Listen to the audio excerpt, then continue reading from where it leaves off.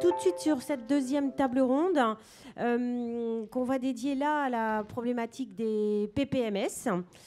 Donc on accueille Isabelle Nougared et puis Raphaël Thomassin, chef d'établissement. Ils vont chacun se présenter bien sûr. On aura une petite vidéo et puis après on embrayera sur la table ronde. Madame Nougared, je vous laisse vous présenter. Bonjour, je suis Isabelle Nougared du Vivier.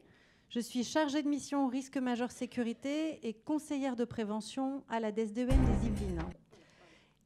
Et donc, j'ai la charge de la prévention des risques majeurs, de la mise en place des PPMS, mais aussi de la prévention des risques professionnels, voilà, dans ce cadre.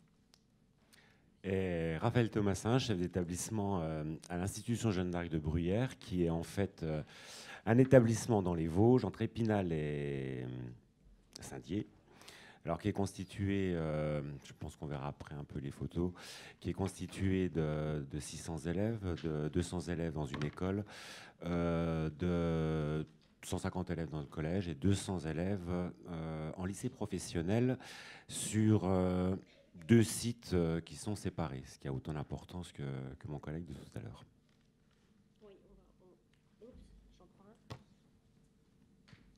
On va revoir toute la cartographie, effectivement, tout à l'heure. Je vous présente juste une rapide vidéo sur un exercice. Et puis après, on embrayera. Ah ben là, tout à l'heure, ça se déclenchait. Ça ne veut plus. C'est parti.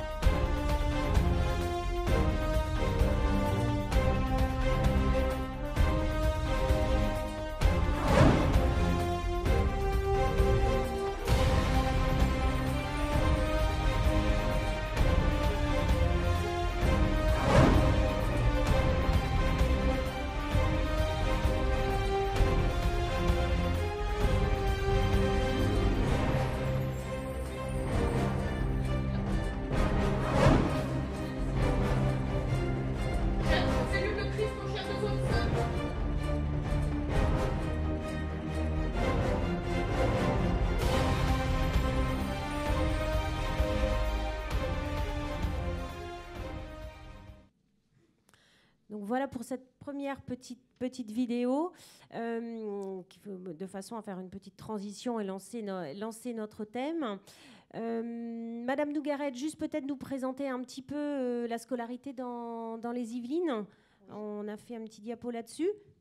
Alors, c'est un département qui a presque la taille d'une académie, puisqu'il compte, comme vous pouvez le voir, 1227 écoles et établissements du second degré public et privé sous contrat. Donc ça représente un effectif d'élèves de un peu plus de 300 000 élèves.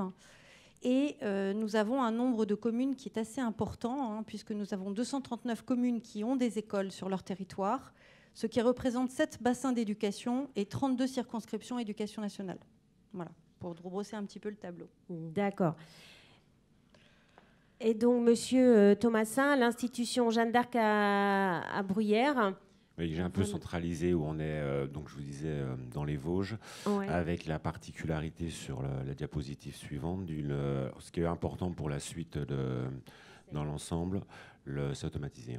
Donc c'est ce qu'on pourrait être un établissement d'une petite ville de 2000 habitants qui se retrouve avec une école et un primaire sur une partie du site, avec l'entrée de l'établissement sur une rue, et le collège et le lycée qui se trouvent sur 2 bâtiments qui sont en plus il faut traverser une rue pour pouvoir passer. D'accord. Alors, pour reparler du PPMS, Madame Nougared, on voulait, en règle générale, donc déjà rappeler ce que c'est le PPMS, ce que ces lettres veulent dire, ce qu'on entend sous ce terme PPMS, et puis quels en sont les enjeux. Alors, un PPMS permet donc de protéger les élèves et les personnels face à un événement majeur. Alors, cet événement majeur, il peut être d'origine naturelle, d'origine accidentelle, technologique, ou alors d'origine intentionnelle. On verra un peu plus tard peut-être la différence entre risque et menace. Mais dans tous les cas, ce qui est sûr, c'est qu'il risque de provoquer de graves dommages à différents niveaux. Et donc, l'idée, c'est que l'établissement, finalement, prépare sa réponse en s'appuyant sur une double dimension. Une dimension qui consiste à lui permettre de préparer sa stratégie, de savoir comment il va faire concrètement pour répondre, avoir un ensemble de fiches opérationnelles, avoir préparé ses plans, avoir formé les personnes ressources, mais aussi sur une dimension culturelle, parce que notre objectif, c'est quand même d'éduquer les élèves qui nous sont confiés et de participer à la formation de cette éducation du futur citoyen. Finalement, de la maternelle au lycée, à travers leur scolarité, ils peuvent apprendre à faire face et à répondre pour le mieux à ces situations certes exceptionnelles, mais qui peuvent avoir de graves conséquences. D'accord. Donc, pour y répondre, on met en place ce qu'on appelle donc, le PPMS.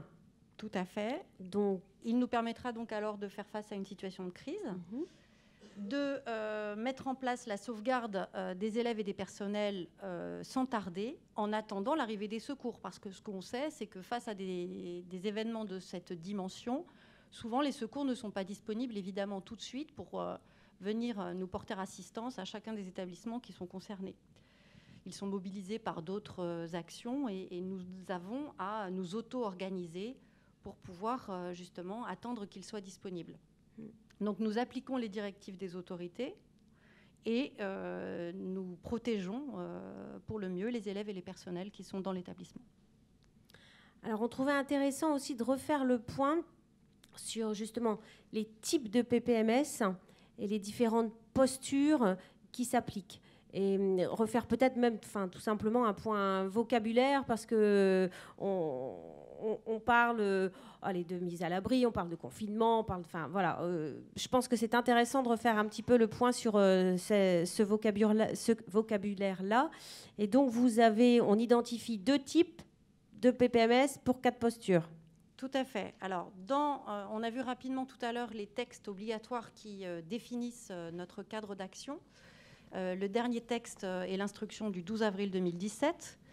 Et ce texte distingue bien 2 types de PPMS. Un PPMS qui toucherait plus à la menace majeure et un PPMS qui porterait plus sur les risques majeurs. Or, si l'on considère finalement ces deux situations, qu'on va peut-être préciser tout de suite. Un risque, c'est quelque chose qui n'est pas intentionnel, qui est plutôt de l'ordre de l'accident, de l'événement qui n'a pas été voulu. Et une menace, par contre, c'est un événement qui va être, lui, recherché. C'est un événement intentionnel. Donc, face à ces risques ou ces menaces, finalement, on se rend compte qu'on peut être amené à activer le PPMS selon 4 postures. Je vais peut-être commencer par une posture que l'on a l'habitude d'utiliser finalement dans un autre cadre, et ça fera la transition avec votre séquence précédente, l'évacuation incendie. L'évacuation incendie finalement nous amène à faire sortir les élèves et les personnels en dehors de l'établissement pour les mettre en sécurité, parce que le danger est à l'intérieur. Donc on évacue. Cette posture que nous avons l'habitude finalement de travailler au travers des exercices incendie, nous pouvons la retrouver dans une situation de PPMS, dans une situation de crise majeure qui nécessite aussi de sortir de l'établissement parce que le danger est à l'intérieur. Cela pourrait être par exemple dans le cas d'un risque majeur, suite à un mouvement de terrain, une rupture de canalisation qui par exemple conduit à l'émanation d'un gaz à l'intérieur de l'établissement. Et donc là, on active l'évacuation de tout le monde, finalement en s'appuyant sur les automatismes qui sont déjà en place. Donc ça, c'est la posture qu'on connaît peut-être plus facilement.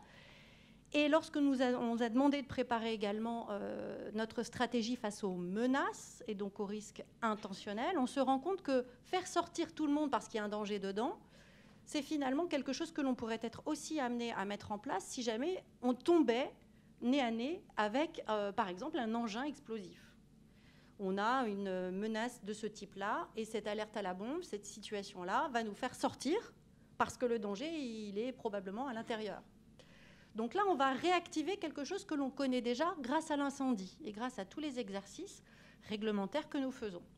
C'est peut-être la première posture que l'on pourrait décrire. À côté de cette posture où l'on sort, il y a les postures où finalement le danger est dehors et on va se mettre à l'abri à l'intérieur. On va se mettre à l'abri à l'intérieur de deux façons possibles. Ce sont les deux postures que vous voyez à gauche de l'écran. La mise à l'abri simple, parce que le danger, il est dehors. Ça peut être par exemple la tempête, un événement météorologique violent. Et du coup, eh bien, on va se réfugier dans des zones de mise à l'abri. Ça peut être aussi le cas, on se met à l'abri à l'intérieur de l'établissement. S'il y a une menace à l'extérieur de l'établissement, et c'est ce que nous avons connu notamment dans le territoire de l'Académie de Versailles, lorsqu'il y a eu des attentats qui se sont produits aux abords des écoles, et non pas dans les écoles. Aux abords des écoles, lorsque l'on craint que l'individu malveillant vienne rentrer dans l'établissement, eh bien, on va finalement mettre à l'abri tout le monde à l'intérieur et activer sa stratégie de crise. C'est exactement finalement une posture de mise à l'abri simple du PPMS. C'est pour cela que vous voyez converger à ce niveau les risques qui sont schématisés en haut et les menaces qui apparaissent sur le schéma en bas. Deuxième posture de mise à l'abri. Cette fois-ci, cette mise à l'abri est améliorée. Améliorée pourquoi? Parce que là, le danger, il est toujours dehors, mais il risque de pénétrer, de se faufiler à l'intérieur de nos joints de fenêtres, sous nos portes, à travers nos VMC. Et ce danger, il pourrait être, par exemple, un nuage toxique. Alors, un nuage toxique, ça peut être émis accidentellement. Un site industriel, un accident de transport de matières dangereuses, mais ça peut aussi malheureusement être émis intentionnellement, et c'est ce qu'on évoque quand on parle des attentats NRBC. Le risque toxique, là, nucléaire, radiologique, biologique, chimique, il est intentionnellement provoqué en direction d'une cible, et il faut avouer quand même que nous sommes une cible particulièrement vulnérable dans nos établissements scolaires. Donc, la mise à l'abri améliorée, le confinement, là aussi j'attire votre attention sur les termes, confinement, c'est cette deuxième posture. La dernière posture que nous avons eu à travailler suite aux dernières circulaires, c'est la posture s'échapper, se cacher. Et cette posture, elle vise finalement à réagir face à l'intrusion malveillante d'un individu à l'intérieur de notre établissement. On n'est plus dans la même configuration que celle qu'on a décrite tout à l'heure. Merci. Donc, face à ces différents risques, Monsieur Thomasin, vous êtes chef d'établissement donc dans les Vosges. Est-ce que vous pouvez nous préciser à quel type de risque votre établissement est exposé? Sur plusieurs, je me rends compte que je dois correspondre sur les trois. Donc, il y a déjà un risque tremblement de terre zone 3, c'est-à-dire risque modéré, mais on a quand même eu un séisme en 2003 d'une magnitude 5,4 sur l'échelle de Richter. Ensuite, on est transport de matières dangereuses, donc, puisqu'on est sur une zone pour aller sur l'Alsace.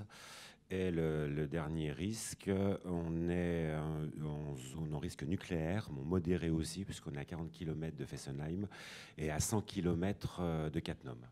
D'accord. Voilà les trois types de risques en particulier. Alors, vous, en tant que chef d'établissement, quelles sont vos obligations? Qu'est-ce que ça implique comme procédure de créer un PPMS? La première obligation, elle est de créer le PPMS. Une fois qu'il est créé, depuis un certain temps, c'est surtout de le mettre à jour, en particulier en début d'année, avec les listes d'élèves et surtout les différentes postures ou les différentes règles à mettre en place. D'un point de vue matériel, on doit quand même avoir un système qui doit prévenir du PPMS, donc un système de sonnerie qui est différente pour reconnaître les différentes postures. Et par rapport aux salles, je pense en particulier ce que j'appelle les salles de confinement, avoir un certain nombre de salles, nous on en a 3, avec à l'intérieur un emplacement pour du matériel pour les trois salles, qui va être aussi bien, alors ça peut paraître surprenant, enfin, il nous faut une radio, il nous faut des piles électriques, parce qu'on ne sait pas du tout si on ne sera pas obligé à un moment de laisser les élèves dormir, des couvertures, prévoir de tout ce qui peut être périssable, puisqu'il faut qu'on puisse nourrir les élèves. Ça veut dire de l'eau, ça veut dire des gâteaux, ça veut dire les traditionnels raviolis, si tant est qu'on ait encore du courant électrique ou des choses comme ça. Et la dernière obligation, elle va être de informer les enseignants. Donc je rejoins mon collègue de tout à l'heure. Les enseignants sont toujours en pleine forme le jour de la rentrée, un peu moins quand même. À la fin de l'année scolaire, ils sont en pleine forme. Le premier jour de la rentrée, ils savent qu'ils vont le faire. Il faut qu'on vérifie si ça a bien été fait et enclencher un certain nombre d'exercices tout au long de l'année. D'accord. Donc ça a impliqué pour vous donc on reviendra sur tout ce qui est équipement et sur exercice, mais dans un premier temps, il y a tout un travail administratif et de rédaction sur les procédures que vous allez mettre en place. Est-ce que donc ce sont des documents prêts que vous avez créés ou on vous a aidé, on vous a donné sur votre territoire une trame La trame, on nous a donné un lien sur le site du ministère. De là, ça a été, il a fallu se débrouiller, c'est-à-dire aller rechercher. On avait des liens vers ces sites-là pour aller vérifier partout dans tout ce que peut avoir comme risque. En termes d'aide, c'est tout ce qu'on a eu, absolument pas les pouvoirs publics, sauf la gendarmerie qu'on a vu suite au PPMS d'intrusion sur lequel on reviendra après les attentats de Paris, où la gendarmerie était venue effectivement nous conseiller, voir comment ça fonctionnait. Mais en termes de documents, on s'est débrouillé tout seul. La FNOGEC a déposé peut-être 6 mois, 1 an après, avec la Mutuelle Saint-Christophe, qui est toujours à disposition, quelque chose qui nous avait beaucoup aidé. Au début, on avait un copier-coller PDF. À vous de décider de toute façon des procédures que vous souhaitez quelle procédure on doit mettre en place et puis recenser absolument, mais c'est-à-dire dans l'organisation, puisqu'il faut un responsable par salle de confinement, il faut pouvoir avoir... Donc on s'est retrouvé un peu seul quand même. C'est un travail qui a demandé beaucoup de temps en termes de réalisation. Alors je pense que d'un département à l'autre, d'un territoire à l'autre, c'est différent parce que dans le 78, vous, Madame Nogaret, vous accompagnez quand même plus les établissements. Comment est-ce que cette aide se concrétise par rapport à Monsieur Thomasin, lui, qui était un petit peu seul? Vous accompagnez, si c'est sur demande, vous vous déplacez, vous accompagnez sur la rédaction du PPMS ou... Alors, dans notre département, la première des difficultés que rencontrent, enfin en tout cas que dont les établissements nous ont fait part, était vraiment la rédaction du PPMS. Comment rédiger son document opérationnel. Évidemment, ça ne fait pas partie des formations de base qu'on peut avoir au départ, et c'est toute une dynamique qu'il a fallu apprendre. Et il se trouve que notre département est l'un des 4 départements d'une académie qui, depuis plusieurs années, œuvre vraiment avec cette synergie. Une coordinatrice, Madame Delphine Jourdain, qui a vraiment optimisé la synergie entre les 4 départements et entre les 4 façons de procéder pour qu'on ait une maquette commune. Une maquette commune qui existe d'ailleurs depuis une dizaine d'années, sous l'impulsion de formateurs pionniers risques majeurs, qui ont vraiment croisé leurs compétences et leurs regards pour créer un document comme un grand texte à trous, un ensemble de fiches réflexes qu'il nécessitait juste de compléter. Avec les derniers textes qui sont parus, et notamment l'instruction dont nous avons parlé tout à l'heure, du 12 avril 2017, nous avons dû réformer cette maquette pour l'adapter aux nouvelles contraintes. Et nous avons sur le département un document que tous les établissements publics et privés peuvent compléter. Ils ont en fait en format modifiable le document prêt à l'emploi.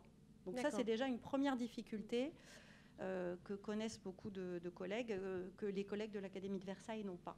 Donc ça, c'est déjà une première chose. Ensuite, sur le département des Yvelines plus particulièrement, les établissements privés, nous avons eu, notamment pour les établissements de l'enseignement catholique, un contact avec le diocèse qui m'a demandé, qui a demandé plutôt à l'inspecteur d'académie que je puisse intervenir auprès d'une part des chefs d'établissement et d'autre part des gestionnaires de l'établissement. Donc nous avons eu plusieurs sessions de formation pour qu'ils comprennent un petit peu les enjeux et pour essayer de les aider justement dans les difficultés qu'ils rencontraient. Et enfin, une fois que cette rédaction a été finalisée, nous avons proposé à tous les établissements privés sous contrat de se joindre à nos exercices de grande ampleur. Parce que la rédaction du document opérationnel, c'est une chose, mais l'éprouver par l'exercice, voir si ça peut marcher dans une situation proche du réel, c'est encore autre chose. Et comme nous œuvrons avec une grande dynamique départementale interservices, la préfecture, les mairies, la police, la gendarmerie, les pompiers, tout le monde vient apporter sa contribution à ce grand dispositif. Et nous aboutissons à des exercices qui peuvent avoir une dimension assez impressionnante, et 128 000 personnes, publiques, privées, tout compris, qui travaillent en même temps, déclenchent leur PPMS en même temps, sous le regard bienveillant et du coup qui nous apporte une critique constructive des professionnels que j'ai cités. D'accord. Alors, exercice, effectivement, vous nous détaillerez ça un petit peu plus tard. Mais donc, on voit que déjà, ne serait-ce que dans la rédaction d'un dossier PPMS, l'accompagnement sur le territoire est vraiment différent et disproportionné.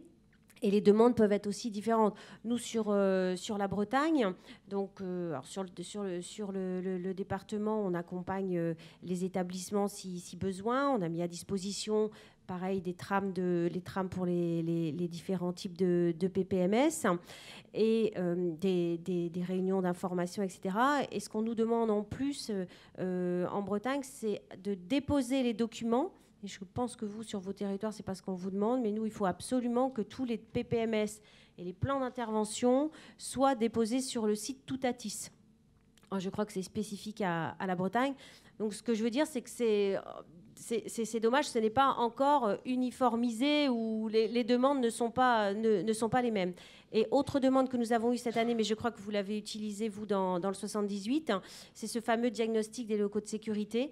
Donc, on va dire un petit registre, un petit guide supplémentaire à remplir, mais qui n'est pas imposé partout sur le territoire. Donc, est-ce que c'est une lacune ou pas? Je ne sais pas, de ne pas imposer à tout le monde les mêmes procédures.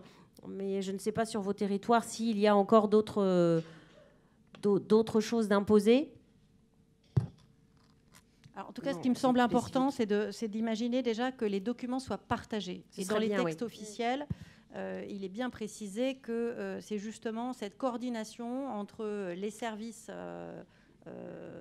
d'enseignement et la collectivité territoriale, la mairie qui accueille l'établissement, mais aussi les services de la préfecture, les forces de l'ordre.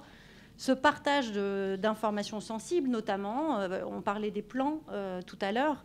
Les plans, ils ne sont pas à découvrir le jour où il y a une intervention, malheureusement, à commanditer à ce moment-là. Donc, ces plans, ils doivent être partagés au préalable, ainsi que les documents opérationnels. Donc, tout ça, ce sont les procédures que nous préparons, finalement, en début d'année scolaire, où on actualise chaque document, le PPMS, mais aussi le diagnostic de sécurité, obligatoire dans le second degré, avec voilà, une déclinaison un petit peu particulière sur le premier degré. Et tout cela est donc préparé en amont et actualisé dès le début de l'année pour être opérationnel sur l'ensemble de l'année scolaire. Bien. Alors là, on parlait plus du côté administratif, rédaction des procédures, etc. Donc, pour mettre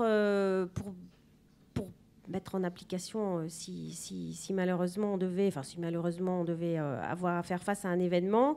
Nous avons donc en cours d'année des exercices à faire. Donc on va aborder les exercices concrètement sur ce qui se passe vous dans votre établissement, Monsieur Thomasin. Mais juste avant, pour lancer cela, je vais vous proposer une dernière petite vidéo. Je vais peut-être l'expliquer 2 secondes avant pour que vous compreniez bien ce dont il s'agit.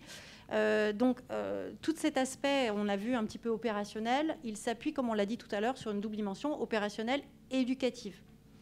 L'éducation de nos élèves s'adapte vraiment particulièrement à leur âge. Et ce que vous allez voir dans ce très court reportage qui a été fait à Magnanville, donc dans le nord du département des Yvelines, à l'occasion de la visite d'une délégation britannique de Scotland Yard qui souhaitait voir comment nous préparions notamment les élèves les plus jeunes, justement aux procédures par rapport à l'attentat, intrusion. En Angleterre, il faut savoir que ce n'est pas du tout quelque chose qui se fait avec les plus petits. On ne parle pas de cela. C'est réservé vraiment au mieux au cercle familial. Et dans les échanges internationaux, la France apparaissait comme un petit peu ayant déjà réfléchi à ces questions et intégré cette dimension éducative, au moins dans certaines parties du territoire. Et c'est dans cette dynamique-là que cette délégation est venue voir comment, avec des tout-petits, dans une maternelle, nous pouvions justement commencer à les entraîner avec des rituels, avec des jeux adaptés à leur âge, à se préparer, à se cacher notamment face à l'intrusion de quelqu'un de malveillant. Vous allez donc voir dans cette courte séquence qui dure 2 minutes 30, d'abord le directeur d'école avec sa classe de petite section, ensuite la directrice de l'école élémentaire du même groupe scolaire avec des élèves plus âgés qui apprennent eux aussi à réactiver ces réflexes dans un autre cadre et dans un autre lieu qui peut être différent de celui de la classe. Ils seront dans la salle polyvalente, vous pourrez le voir. Et enfin, un exercice PPMS attentat-intrusion dans un collège, avec quelques images, où l'on verra très rapidement la posture s'échapper et la posture se cacher. Ce qui nous paraissait aussi important par rapport à la visite officielle de cette délégation, pour montrer que nous ne conditionnons pas les élèves dans un sens ou dans l'autre. L'idée est de pouvoir finalement les accompagner dans cet apprentissage où ils vont devoir faire le choix en fonction de l'endroit où ils se trouvent. S'ils peuvent s'échapper, il faut qu'ils s'échappent, avec bien sûr la structure qui est mise en place. Là, ils sont en classe, donc c'est toute la classe qui s'échappe ou pas.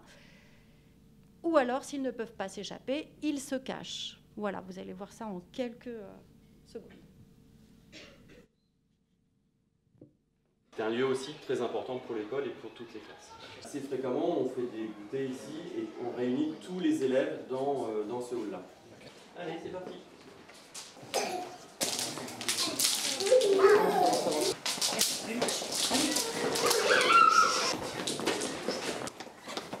Allez, vous pouvez revenir, vous vous asseyez sur les bancs. Il fallait se cacher. Alors, qui va me montrer où on peut se cacher dans l'école? Allez, vas-y, va te cacher. Où il se cache, Nassim? Voilà, dans les manteaux. Là, ce sont les pictogrammes panda qui sont utilisés par l'enseignant. Ah, ne pas se cacher dans un endroit où les fenêtres ne sont pas protégées. Vous n'oubliez pas que celui que je vois ou que j'entends a perdu.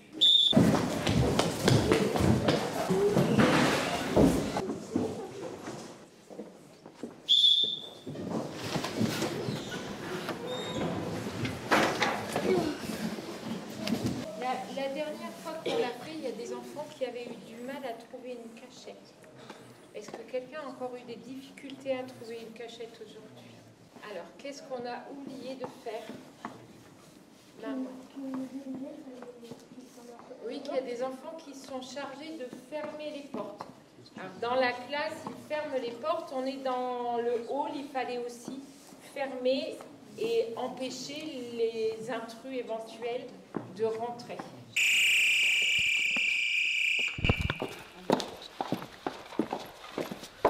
Exercice, exercice, exercice. Un individu armé s'est introduit par la loge au collège et se dirige vers les étages par un escalier.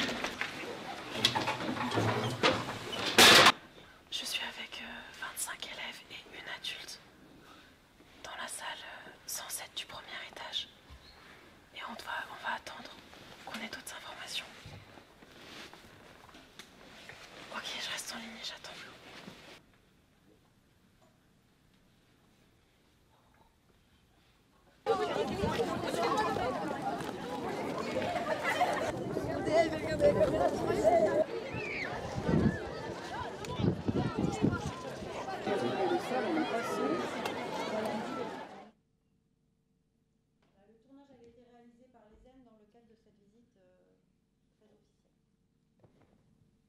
Alors, on voit que ces exercices sont l'occasion de valider...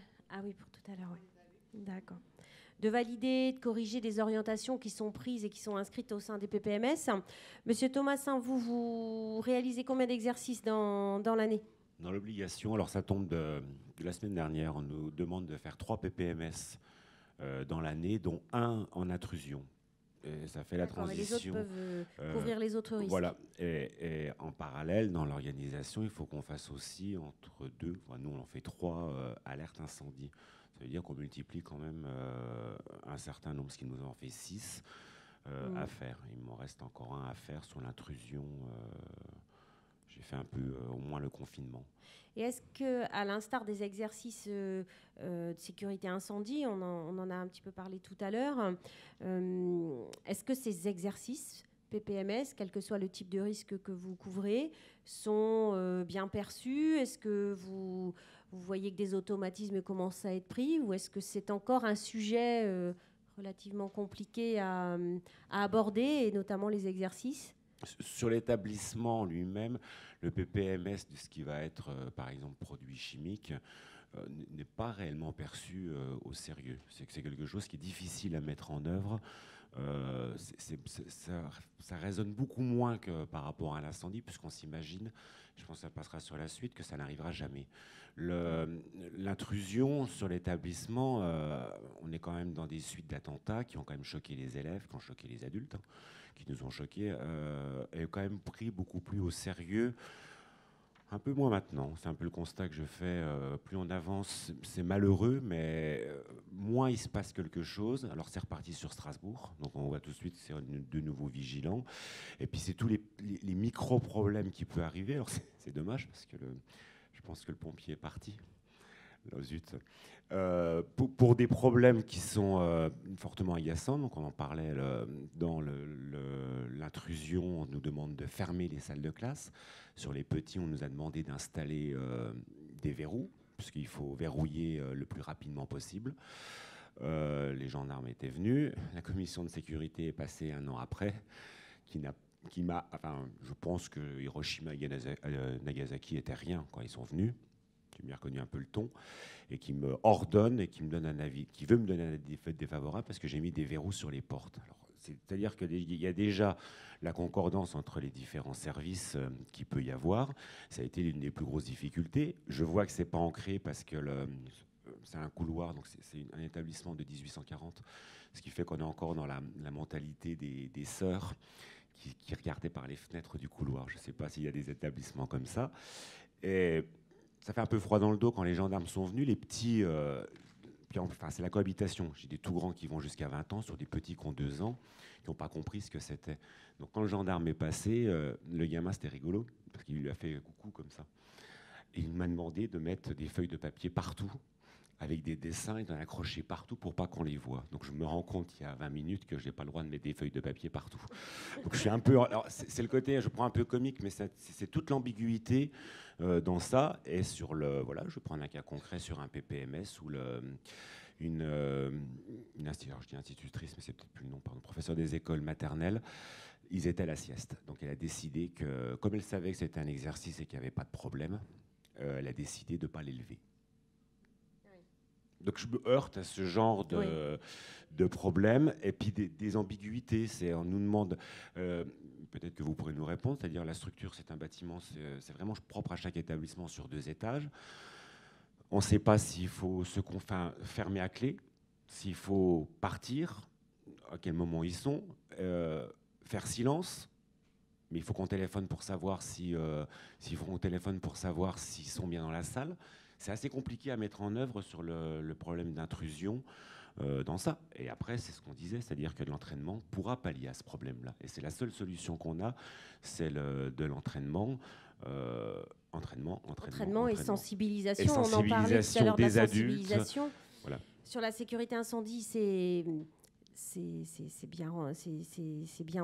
mieux perçu et les habitudes sont prises.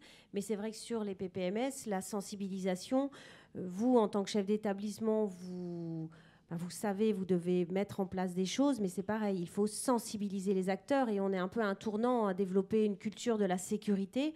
Alors c'est un thème particulier de parler, effectivement, on aborde le thème de l'attentat. Moi sur le Finistère, plus d'une fois, lorsque j'étais en contact avec certains chefs d'établissement, on me répond « Mais Gaëlle, ça ne va pas arriver chez nous, ça ne va pas arriver chez nous. » Oui, peut-être qu'un attentat très organisé n'arrivera pas. Par contre, on doit faire face aussi à des intrusions de parents un peu plus énervés, et on doit pouvoir faire face à ça. Dans nos états, dans le Finistère, on a sur un des établissements il y a quelques années de ça, un parent qui est rentré très énervé dans un établissement scolaire.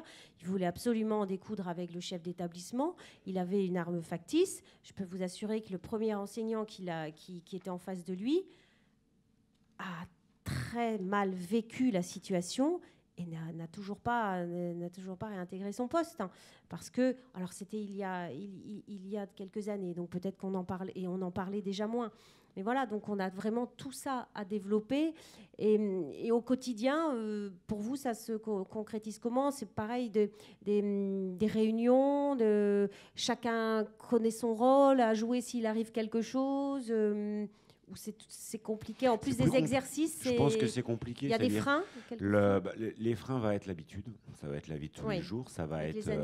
Alors, faut l'imposer à un moment. On va dire, on le fait en début d'année, puis après l'année passe tellement vite, et puis on arrive dans les examens, et puis on veut enclencher un exercice.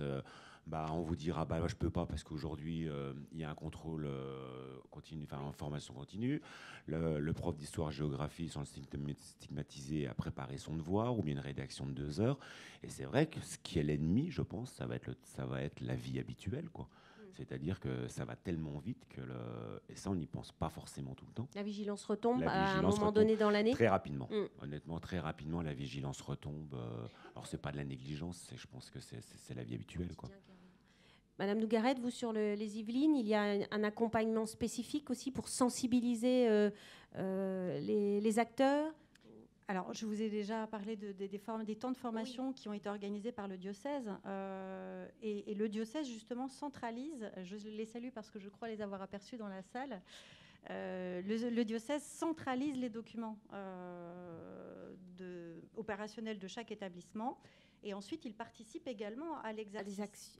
Oui, mais après, est-ce qu'il y a peut-être aussi des informations en plus pour qu'il y ait une autre voix que le chef d'établissement pour sensibiliser aussi? Parce que des fois, c'est bien aussi que... Ils pourront peut-être compléter, mais par le biais de leurs réunions régulières, finalement, la thématique peut être abordée avec ou sans ma présence, et des questions peuvent être relayées, parce que souvent lorsque les chefs d'établissement sur le département, et c'est un département où il y a quand même beaucoup d'établissements d'enseignement privé sous contrat, et bien, lorsqu'ils ont des questions, souvent ils les posent donc à la direction de Cézanne qui va moi m'interpeller pour faire une communication et rectifier les informations éventuellement erronées. D'accord.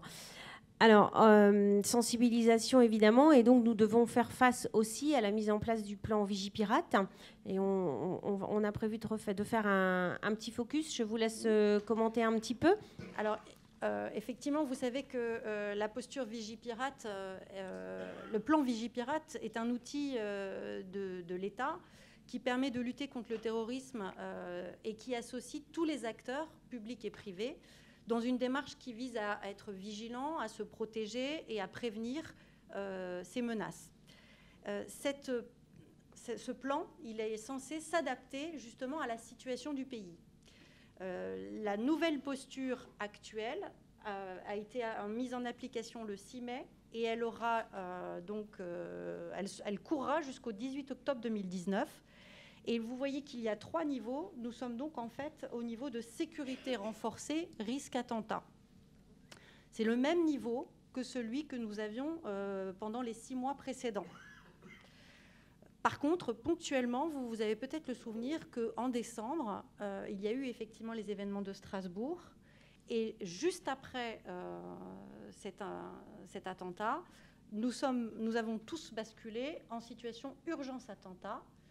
C'est une posture qui s'adapte, qui se décide sur un temps très court, mais pour permettre en fait d'augmenter très fortement la vigilance et toutes les procédures, notamment la fermeture des frontières, les contrôles qui sont effectués, en les rendant très très intenses. Mais on ne peut pas soutenir cet effort-là pendant des jours et des jours. Et donc évidemment, ce niveau-là très très fort, il est restreint sur une période qui se veut courte. Donc nous avons maintenant retrouvé la posture que nous avions déjà il y a 6 mois, et c'est reparti pour les 6 mois qui viennent. Alors peut-être dans les préconisations, parce que ce texte qui précise la posture pour toutes les 6 mois qui viennent appelle des axes d'effort sur justement tout ce que nous mettions en œuvre pour sécuriser nos établissements, éviter les attroupements devant les établissements, assurer une surveillance, contrôler et filtrer les flux, afficher les bons logos correspondant à la situation, sachant que bien sûr ça peut évoluer à tout moment. Si jamais à nouveau nous connaissions une situation d'attentat, on pourrait tous rebasculer sur l'urgence attentat pour quelque temps. Monsieur Thomasin, pour vous, la mise en place du plan Vigipirate, est-ce au jour le jour, on parlait justement de gérer les accès, plus de surveillance, est-ce que c'est compliqué à à organiser? C'est assez compliqué dans le fait que matériellement parlant, il faut placer quelqu'un aux sorties des établissements. Ça veut dire qu'on n'avait pas forcément la personne qui est là. Donc en termes de, et c'est pas la FNOGEC qui me dira le contraire, c'est-à-dire qu'il a peut-être fallu un moment soit réembaucher ou bien sûr quelqu'un. En termes de matériel, quand ça a été mis en place, voilà, nous on a investi dans un portier avec de la vidéo. Le projet étant, il faut investir dans un portail automatisé. Puisque sécurisé de cette manière-là. Sécuriser complètement et puis ne pas s'embêter dans ça. Il a fallu investir, il faut investir dans un système pour prévenir, c'est-à-dire que sur un établissement comme il faut compter entre 15 et 20 000 euros, c'est-à-dire mélanger les sonneries avec une alarme spécifique, en sachant que c'était dans les phénomènes d'habitude, c'est-à-dire que l'intrusion doit avoir un type de sonnerie qui est différent de tout ce qui va être confinement ou bien incendie, encore différent dans l'autre, ce qui remet dans l'ensemble, hein, c'est-à-dire que c'est vrai qu'au bout de 6 mois, moi je me rappelle plus si c'est 3 coups courts, 2 coups longs. Alors je prends sur le côté comique et je suis pas sûr que les élèves soient ça, et on est sur 2 sites, donc ça fait 2 entrées différentes, une pour l'école et une pour le collège. Et puis le troisième point sur la mise en œuvre, on reste toujours sur le problème d'habitude. Donc les maternelles, eux, ils avaient le droit de rentrer entre 8h15 et 9h moins le quart. Donc là, si on ferme la porte à clé une fois que c'est terminé, ça embête le corps professoral, ça embête certains parents. J'ai des gamins qui vont partir à l'orthophoniste. Alors ça paraît tout bête, mais des gamins qui vont partir à l'orthophoniste pour 1 heure de temps sur la ville de Bruyères. Oui, mais la porte est fermée, donc il y a ça. Il faut réactiver, il faut demander aux enseignants de fermer les portes à clé. Sans vouloir faire le pingre vosgien, c'est-à-dire qu'il a fallu faire 50 doubles de clés et que c'est quand même un certain coût. Et au fur et à mesure, voilà, ça fait un certain nombre de choses qu'on n'avait pas prévues, entre guillemets, voilà, des petits points de détail, mais qui ne vont pas surprendre. C'est-à-dire qu'un portail automatisé, ça fonctionne bien 6 mois. Puis je ne comprends pas pourquoi, le 7e mois, ça ne fonctionne plus. Donc il faut rappeler pour le faire réparer, il faut le faire entretenir. Ce sont des coûts qui arrivent en plus, qui doivent être faits. Ça, par contre, il ne faut pas se dédouaner comme la sécurité incendie. Enfin, je veux dire, c'est la même chose. Pour moi, c'est aussi important. C'est aussi important à l'heure actuelle. Quand vous parliez des dangers, moi, je prends sur la périphérie. Bien sûr qu'on n'est pas à Paris et qu'on peut se dire qu'on ne risque pas. Mais ce qu'elle risque à porter, c'est qu'avec les réseaux sociaux, avec tout ce qui peut se passer à l'heure actuelle, je ne suis pas à l'abri qu'un jeune ait regardé, soit sur Facebook, soit sur ça, et qu'il ait décidé à un moment, pour rigoler, ou pas pour rigoler, c'est ça qu'il faut prendre en compte, de rentrer et de vouloir venir faire quelque chose au sein de l'établissement. Et ça, personne n'est à l'abri à l'heure actuelle. Dans tous les systèmes de communication, personne n'est à l'abri. Bien sûr. Et dans le choix des équipements, là, vous avez eu un accompagnement particulier ou absolument à vous de décider? Je trouve ça absolument catastrophique. Telle alarme, C'est à nous à décider, donc on a toujours une certaine rétention. On se rend compte dans ce genre de difficultés, vous avez des entreprises qui sont en train de fleurir. Avec un mailing très agressif, vous êtes obligé, attention, faites attention. Les prix flambent. Les prix flambent énormément. Je trouve ça dérisoire pour 15 000, 20 000 euros pour un système de sonnerie. Et on ne connaît pas les règles. C'est-à-dire que le déclenchement PPMS, il faut plusieurs boîtiers. Combien il en faut? Mais je vais plus loin. Quelle couleur je mets? Une entreprise me dit il faut mettre bleu. Une autre entreprise me dit il faut mettre vert. je me dis, bah, si je mets ça, alors qu'est-ce que vont dire les pompiers avec la commission de sécurité? Parce que moi, je la stigmatise quand même, la commission de sécurité.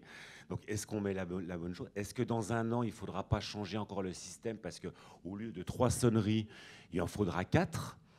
Donc, on est dans une certaine incertitude qui est complète et on sent que même par rapport aux différents services, on n'a pas les réponses.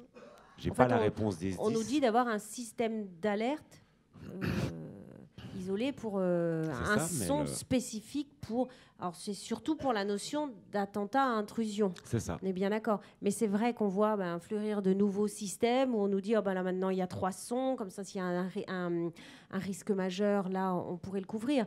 Mais on doit vraiment couvrir surtout le risque attentat à intrusion. Alors, je ne sais pas s'il y a des choix de matériel qui, en particulier, si ça s'est fait facilement sur votre département. Alors, ce qui est sûr, c'est qu'effectivement, le signal, et c'est inscrit comme cela dans les textes, il doit être distinct de la sonnerie d'évacuation incendie pour évidemment qu'il n'y ait pas de confusion. Il doit être distinct, reconnu de tous, et donc en évitant cette confusion, et audible, évidemment. Ensuite, lorsque nous déclenchons un PPMS, dans une autre configuration, on a vu qu'il y avait 4 postures. On a déjà donc le signal sonore pour l'incendie, qu'on peut réactiver autrement, un signal sonore pour lequel il n'y a pas de son typique en fait, qui serait à appliquer pour l'attentat intrusion. L'idée, c'est quand même que juste les usagers reconnaissent ce que veut dire ce son et qu'il ne soit pas confondu avec celui que nous utilisons déjà dans les exercices incendie. Après, puisque les exercices PPMS risque majeur, et notamment les exercices qui visent à la mise à l'abri améliorée, le confinement toxique, sont en place déjà depuis plusieurs années, il est possible aussi que l'établissement dispose d'une sonnerie qui indique à tout le monde que l'on va se retrouver dans les zones de mise à l'abri prévues à cet effet. Et cette sonnerie, elle pourrait par exemple... mimer ou en tout cas reprendre le signal sonore que l'on entend en tout début, le premier mercredi du mois, dans les casernes de pompiers au niveau des alarmes, qui est finalement le signal national d'alerte des populations, un son modulé qui dure 1 minute 41 secondes et qui est reproduit 3 fois en cas d'alerte réelle. Donc ça, c'est quelque chose qu'on peut utiliser même en format MP4, intégré dans sa sonorisation d'établissement, pour déclencher un PPMS, que ce soit en situation réelle ou en situation d'exercice. Je vous rejoins totalement sur l'appât commercial de certaines entreprises qui, du coup, vont démarcher les uns et les autres, exercer une pression terrible, où financièrement, finalement, les enjeux sont quand même assez énormes. Et les acteurs, pas toujours sûrs de faire les bons choix. Et on voit vraiment cette difficulté. Dans les Yvelines, on a commencé à essayer de se dire justement, puisqu'en plus les mairies sont partie prenante, ça serait intéressant par rapport à l'ensemble de nos communes de faire une espèce de petite enquête pour voir qui a testé tel ou tel type de signal, pour pouvoir en fait voir qu'est-ce qui marche moins bien et voilà. Les systèmes peut-être à recommander. Oui, d'accord. Tout à fait. Mais il n'y a pas de on ne peut pas être préconisé de façon tel truc ou tel truc. D'accord. Et du coup, sur tous ces équipements, M. Thomasin, est-ce qu'éventuellement vous avez reçu des subventions, une aide financière de l'État ? On avait eu des promesses. Serait-ce FIPD ? Voilà, c'est ça. C'est-à-dire qu'après les premiers attentats, alors, il fallait monter un dossier. Alors en plus, c'était titané. Je me vois encore monter le dossier où il fallait donner les comptes de l'OGEC, il fallait par rapport à l'association. Les dossiers sont partis et on ne sait pas où ils sont. Donc on n'a pas de nouvelles du tout. Vous n'avez rien Pour eu être tout sur à votre fait honnête, territoire. Non, rien du tout. Et je crois Niveau que sur collègues, les sur d'autres Vosges, établissements, non, peut-être sur plus les petits. Vosges, on n'a aucun établissement privé sous contrat d'association de l'État a touché une partie de l'aide. Les établissements publics ont pu automatiser leur portail. Nous, on n'en a pas eu du tout. C'est-à-dire qu'on n'a plus une nouvelle. Alors, on a remandé un petit peu, mais les dossiers se sont réellement perdus. Et là, je suis même pas au second, troisième degré. Les dossiers se sont réellement perdus. Et de là, on n'a pas continué. Donc, en fait, tout est financé à l'heure actuelle en sécurité sur fonds propres. D'accord. Ouais, donc, Enfin, sur les Vosges. Et dans les Yvelines, des dans aides les Yvelines, il y a eu des aides effectivement qui ont été données. Moi, j'ai surtout connaissance des établissements publics, donc je sais que certains établissements publics, il y a eu beaucoup de demandes, peu d'élus, mais Et qu'effectivement, il y a eu une grande lourdeur de traitement des dossiers. Il y a eu une pression temporelle pour rendre le dossier très très vite. Et puis après, plus rien. Et donc des établissements qui étaient vraiment... si j'ai souvenir, c'était septembre 2016, je pense, le dépôt des demandes de subventions. On a eu sur le Finistère une semaine pour traiter les demandes.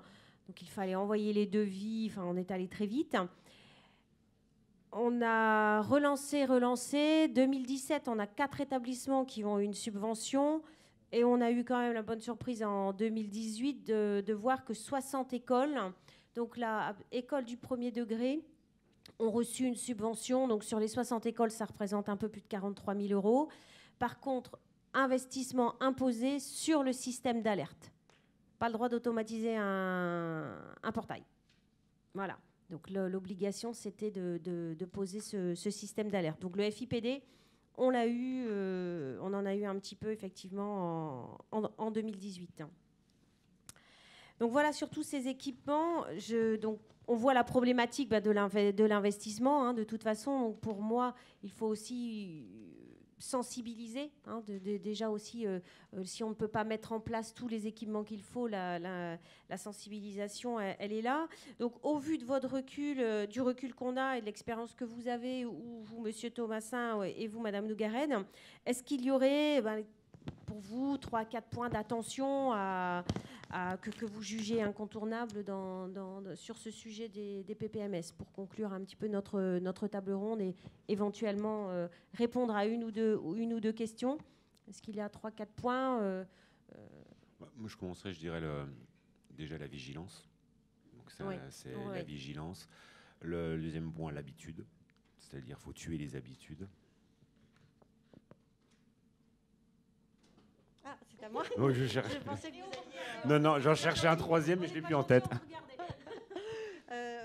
Peut-être dans un des derniers slides pour illustrer, je sais pas, on avait dit un petit message plus général, mais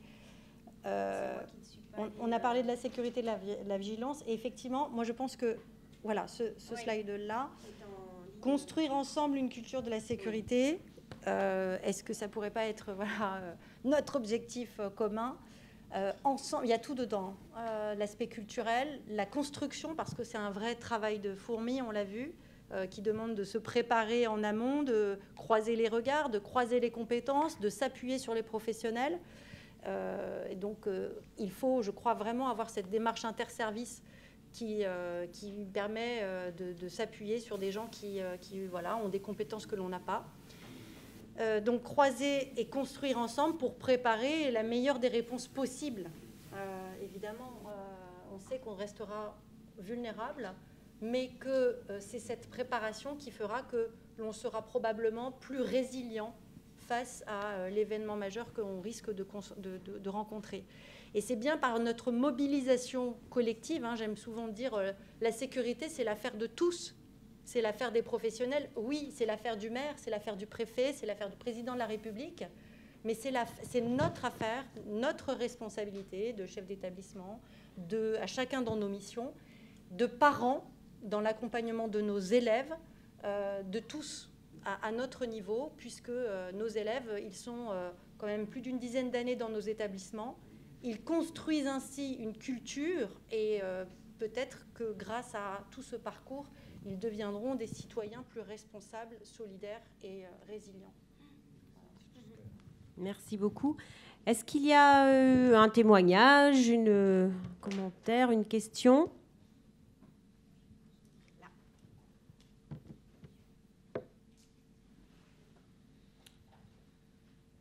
Suite à la vidéo que nous avons vue au niveau des confinements, il me semble que c'était au niveau du collège, où la personne au micro informe d'où la personne terroriste, on va dire, est dans l'établissement. Alors, ce n'était pas du confinement, c'était un exercice attentat-intrusion. Voilà, c'est ça. Voilà. Et alors, en fait, c'était un artefact de l'exercice, parce que il y a une consigne assez ferme dans notre académie, dans notre département, qui est que l'on ne met pas en scène de façon très réaliste l'intrus qui va venir cagouler avec des armes factices. Ça, c'est hors de question. Voilà. On est vraiment dans une démarche qui est éducative, donc on essaye d'éviter les choses trop anxiogènes. Et là, par rapport au scénario, on avait trouvé cette petite solution qui est, je ne sais pas si vous vous souvenez, l'audition du signal sonore. Et puisque nous ne jouions pas l'individu malveillant qui pénètre dans l'établissement, il y avait juste une information qui disait à quel endroit il était. Puisqu'on entendait le signal, et voilà, l'information disait à quel endroit il était. Si nous avions mis un acteur, évidemment, on l'aurait vu à cet endroit où on aurait entendu les tirs. Là, on est d'accord, il informe au micro parce que c'est juste l'exercice. C'est l'exercice. Dans situation réelle, ça n'existerait pas. On est d'accord. Parce qu'on aurait quelqu'un, malheureusement, pour de vrai, pour le coup, puisqu'on serait face à une situation réelle. Et la seule solution qu'on a, la seule réponse, ce serait d'activer le signal sonore que vous avez entendu. C'est très court, mais vous l'avez entendu dans le petit extrait de l'ESN. D'accord. Voilà. Nous, dans nos établissements, on a le même signal sonore, que ce soit pour les faits majeurs ou pour attentat-intrusion. La consigne que l'on informe, c'est quand on fait l'exercice risque majeur, on fait sonner et on informe du risque. S'ils n'entendent pas d'information sur le risque majeur, c'est forcément attentat-intrusion.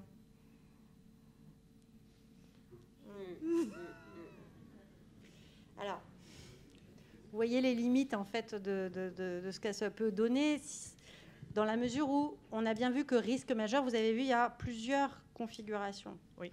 Il peut y avoir mise à l'abri simple, il peut y avoir mise à l'abri améliorée, l'attentat-intrusion. L'idéal pour moi serait vraiment de trouver un autre signal sonore encore distinct. Et qui soit délocalisé, c'est-à-dire que il n'y ait pas quelqu'un au micro qui active en fait le signal sonore attentat-intrusion. Parce que on ne peut pas considérer que la loge de l'établissement, par exemple, c'est le bunker d'où vont partir tous les signaux, sachant que ça peut être l'agent d'accueil, peut-être la première personne visée. Si on peut avoir un signal qui est délocalisé et activable à plusieurs endroits de l'établissement, au moins 2, ça nous laisse une chance de pouvoir enclencher le signal sonore qui va dire à tout le monde, attention, il y a un intrus malveillant à l'intérieur. Moi, quand j'avais eu la gendarmerie, ça fait froid dans le dos d'ailleurs quand ils vous disent ça. C'est-à-dire que eux, dans les postures qu'ils ont, c'est-à-dire que la personne qui rentre, son but, c'est de faire venir police ou gendarmerie le plus vite possible dans l'établissement pour que la presse vienne. Ça veut dire qu'ils vous sortent ça brut de décoffrage, ils tuent tout le monde. Jusqu'à ce que la gendarmerie ou la police viennent pour que les médias puissent être informés le plus rapidement possible. À l'inverse, moi j'ai la chance d'avoir, alors je ne vais pas choquer les petits, j'ai la chance d'avoir un lycée professionnel qui est spécialisé uniquement dans les métiers de la sécurité. Et il y a une forte demande de gendarmerie-police de trouver des établissements qui accepteraient, qui acceptent de faire une simulation en temps réel.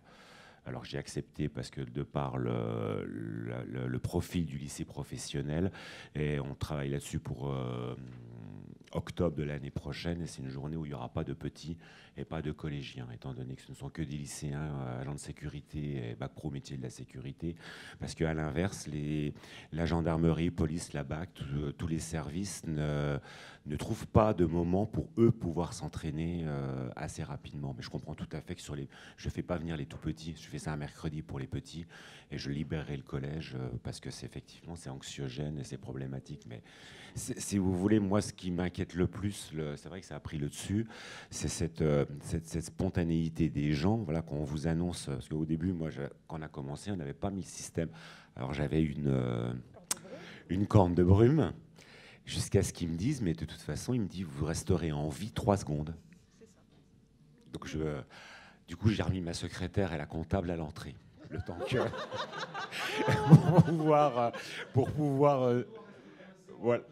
Donc voilà, mais après, en enlevant ça et en devenant sérieux, bien sûr que ça fait froid dans le dos, et je vous rejoins complètement. Mais ce qui prouve bien ce qu'on disait, c'est qu'on ne sait pas, on fait chacun notre truc, sans savoir si c'est bien ou pas bien, puisque là, instinctivement, dans les 3 premières secondes, je trouvais votre truc vachement bien. Et je me suis dit, effectivement, si le micro est à l'entrée, quelqu'un rentre, et en fait... effectivement, ce n'est pas sécurisé en salle de crise, ça risque de poser problème. Il y a aussi une très grande distinction, c'est qu'en général, dans les postures classiques du PPMS, on a le temps d'activer sa cellule de crise. Pour la mise à l'abri simple, par exemple la tempête, pour la mise à l'abri améliorée, on peut l'installer à l'intérieur de l'établissement, communiquer avec les zones, un peu comme vous l'avez vu dans la première vidéo où on avait le chef d'établissement, directeur de la cellule de crise, identifié par un chasuble jaune avec marqué directeur de la cellule de crise dessus, et puis ces personnes ressources, elles également identifiées par des signaux visibles. Eh bien, là, on a toute une organisation de cellules de crise qu'on ne peut pas mettre en place quand on a un intrus malveillant qui, justement, désorganise tout et nous empêche de mettre en place tout cela. Donc, ça veut dire, finalement, que ça nous oblige à faire de la sensibilisation, de l'information, voire de la formation, pour que chacun, personnel et élève, comprenne qu'il lui appartiendra de choisir de s'échapper ou de choisir de se cacher en fonction de la situation. Et nous n'aurons pas tous les mêmes réponses. Parce que si je suis dans ma classe au premier étage avec 30 élèves et que effectivement j'entends du bruit dans l'escalier qui donne à cet étage, je ne vais pas faire sortir tout le monde pour me retrouver nez à nez avec l'intrus. Par contre, si je suis professeur de PS et que je suis sur le chemin de retour du gymnase en direction du collège et que j'entends les tirs dans la direction du collège, eh bien là, moi, je ne vais peut-être pas persister à aller au collège, mais je vais revenir de là où je viens pour mettre mes élèves en sécurité, dans les vestiaires ou je ne sais où. Donc, la réponse, elle ne sera pas la même pour tous. C'est pour ça que j'insistais tout à l'heure sur le fait de ne pas conditionner en disant bah, « il se passe ça, il faut faire ça ». Il faut avoir intégré que si on peut, on s'échappe, si on ne peut pas, on se cache, et que cela dépend de la situation. Et que dans tous les cas, on alerte. Et c'est jusqu'à ce niveau-là qu'on essaye d'entraîner aussi nos établissements, parce qu'on se rend compte que les messages d'alerte au secours ne sont pas toujours suffisamment bien construits et complets. Oui. Est-ce qu'on ne pourrait pas avoir un son concernant les interventions, comme il existe un son pour les alertes en éventuellement, un son national, le même. Oui. Ça pourrait être intéressant. Mais alors, je vais vous dire, il y a des gens qui ne vont pas avoir le même enthousiasme que nous, parce qu'il y en a qui ont déjà déboursé beaucoup d'argent dans un système sonore complètement différent. Donc, peut-être que cette solution-là aurait été intéressante, je pense, et je le pense toujours, mais ça aurait été bien finalement de le faire dès le début, avant que tout le monde commence uniformiser, bien sûr. Parce qu'en sécurité incendie, quand on va d'un établissement à un autre ou d'une entreprise à l'autre, c'est le même son partout. En PPMS, on n'a pas fait. Je crois qu'il y avait une dernière question, madame. Et puis on va clore. Raconter une expérience de confinement, attentat, non pas attentat, risque chimique, dans une école toute neuve. Donc on était vraiment serein sur le PPMS, bien. Et il y a une chose qu'on n'avait pas pris en compte, c'est la durée. Et en fait, on s'est aperçu que le confinement, tout s'est bien passé. On a mis tout le monde en place. Et puis une école toute neuve avec une VMC double flux qu'on a bien évidemment coupée puisque c'était une explosion chimique. Et on s'est vite aperçu qu'en fait, au niveau de la tête, ça commençait à devenir très compliqué.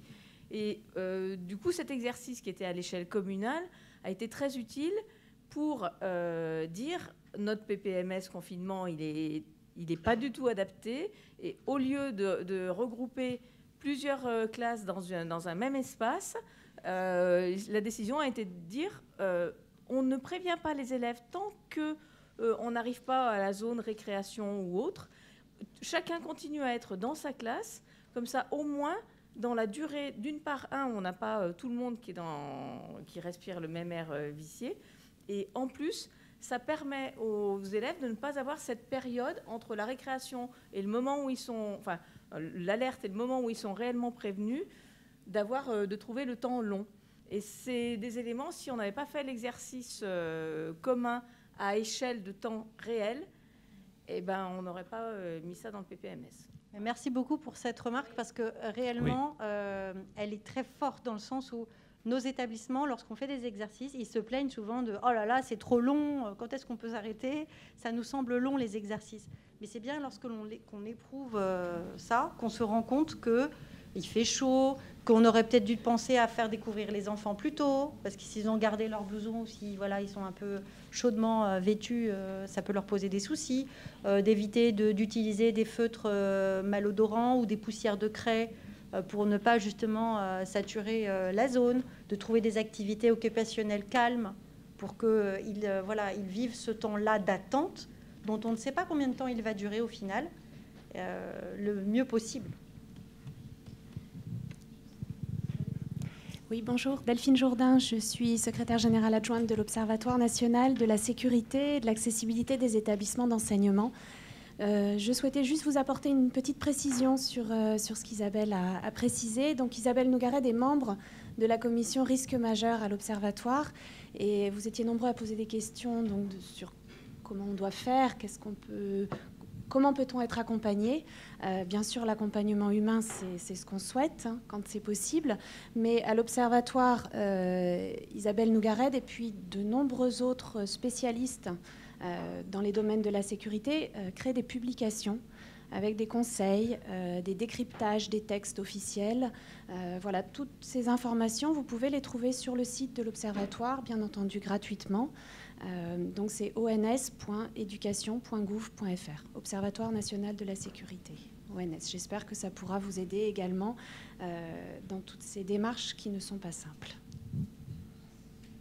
Pour info, vous avez déjà des fiches de l'ONS ou sur le site de la FNOGEC et certaines vont aussi être hébergées sur le EasyBati quand on n'a rien à ajouter d'autre que la fiche qui est très bien faite de l'ONS. Donc voilà, alors moi je siège à la commission accessibilité, parce que je n'ai pas le temps de siéger dans plusieurs commissions, donc pour l'instant je me suis concentrée sur l'accessibilité. Voilà. Là, il y a justement une voilà. fiche qu'évoque Delphine, qui est la fiche exercice d'évacuation incendie. Ça revient sur la table ronde d'avant, mais qui vient d'être actualisée, qui est un petit trésor d'une des autres commissions de l'ONS. Et puis toutes les autres fiches avec les documents obligatoires, leur cadre d'utilisation.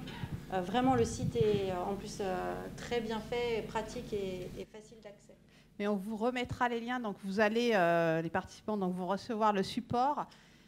Dans quelques temps, on vous fera un petit mémo avec tout ce qu'il ne fallait pas oublier sur cette journée. Et vous aurez des liens sur les documents utiles déjà disponibles, les affiches, voilà. On ne les a pas montrées, mais toutes les affiches qui doivent être mises en place dans les établissements en fonction des différentes situations. Il doit y avoir plusieurs, ouais, j'ai dû faire... voilà, donc... Vigipirate, si vous ne les avez pas aussi, ça peut être bien que vous prépariez les logos Vigipirate. En ce moment, vous savez que nous sommes dans une posture.